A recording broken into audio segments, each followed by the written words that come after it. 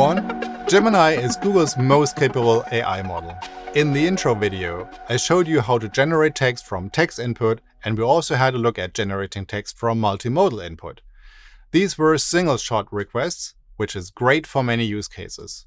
But Gemini also supports multi-turn conversations, which opens up a whole set of other exciting use cases.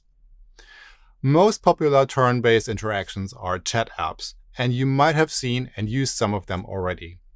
But instead of implementing yet another chat app, I thought it would be fun to build a text adventure. Let me show you. Here is what the final game will look like. When I launch the game, I will see a text that describes the current scene the player is in. I can then use the text input field to interact with the game and tell it what's my next move. So, let's see. I should probably first get a status report to know what's going on. The cool thing is that I can use normal English sentences to tell the game what I want to do. No need to learn any complicated commands that I might easily forget.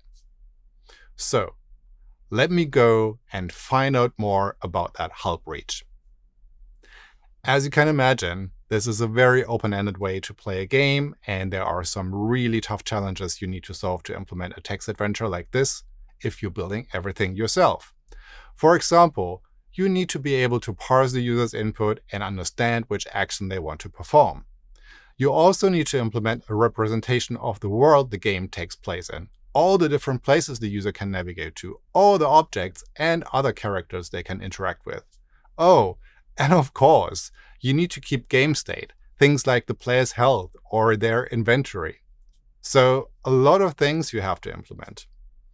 But what if I told you that for this game, I didn't do any of this, but instead I crafted a prompt that tells the Gemini model to act as a text adventure engine? Let's look at how to implement this. So, I've already created the UI for my text adventure game using SwiftUI. This view here is the main screen of my game, and it contains the conversation view. For each turn of the conversation, the screen will display a message view. A message can represent a command the user sent to the game or the game's response.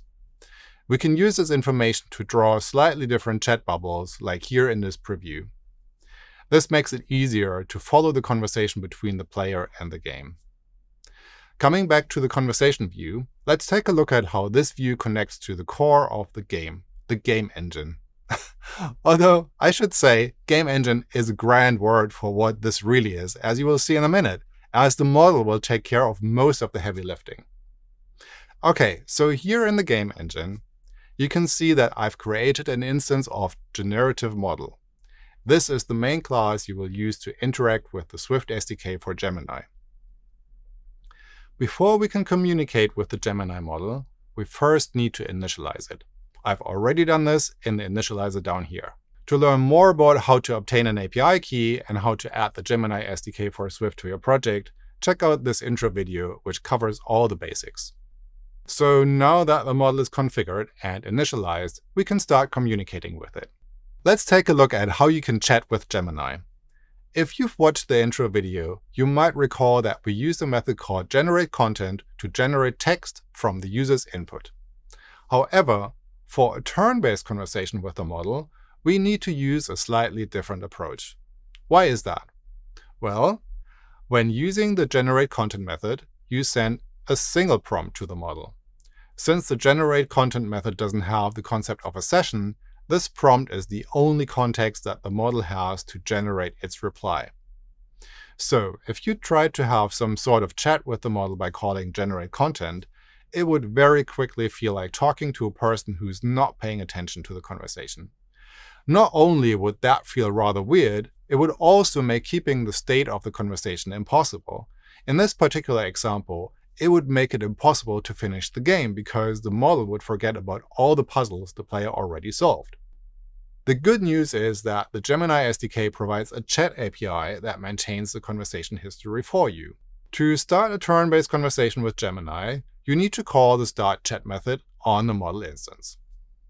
Once you've got a chat object, you can then call sendMessage to converse with the model. Down here in the execute command method of the game engine, I can call sendMessage to send the player's command to the model. SendMessage is an asynchronous call, so I need to call it using await. This will suspend execution of the current method until the call returns. Once we receive a response from the model, we can extract the text of the response and append it to the array of messages we display in the conversation view on the game's main screen. Notice how I also added the user's command to this list of messages to make sure the game displays an alternating list of messages that make up the conversation between the game and the player. Alright, before we can go any further, let's take a step back and talk about the game itself. In the intro, I showed you a quick demo and you saw that this is a space-themed text adventure. To use Gemini as a game engine for a text adventure, we need to provide an initial prompt that outlines how the model should behave, how it should process the player's input, and how the world this game is taking place in should look and feel. So, let's take a look at the prompt I wrote for this.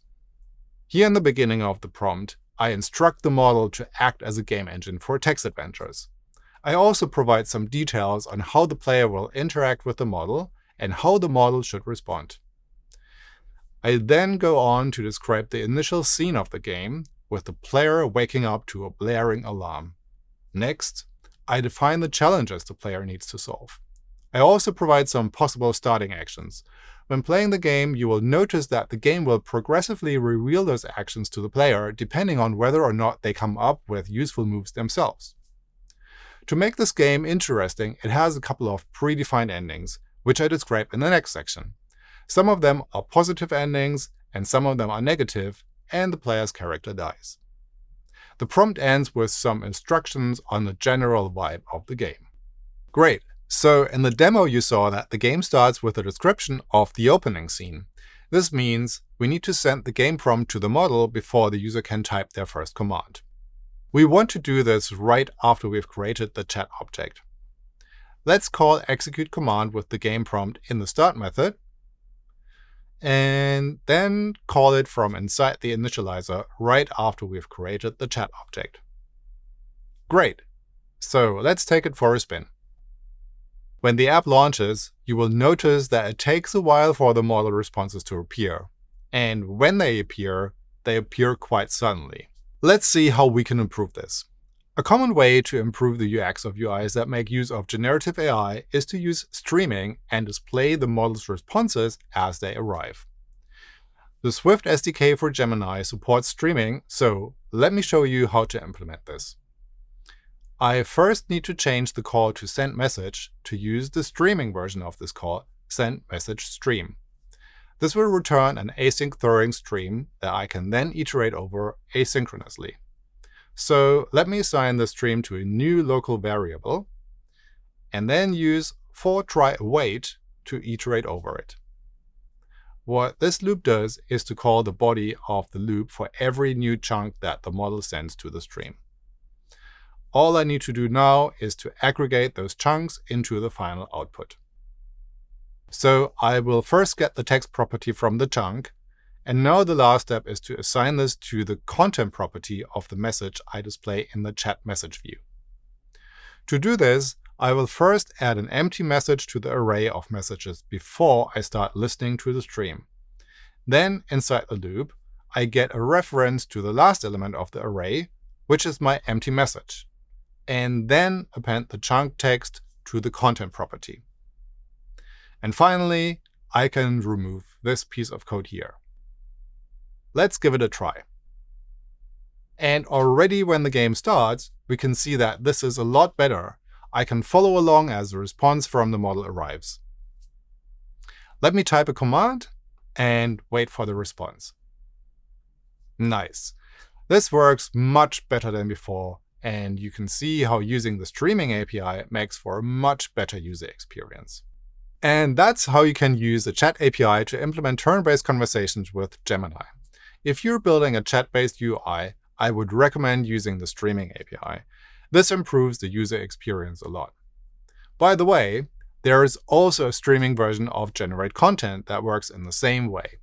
In the GitHub repository for the Swift SDK for Gemini, you will find a sample app that shows some advanced use cases, such as handling any errors that might be thrown, for example when the model stops generating output early, or when the output is blocked due to the safety settings. I can't wait to see what you build with Gemini. Thanks for watching.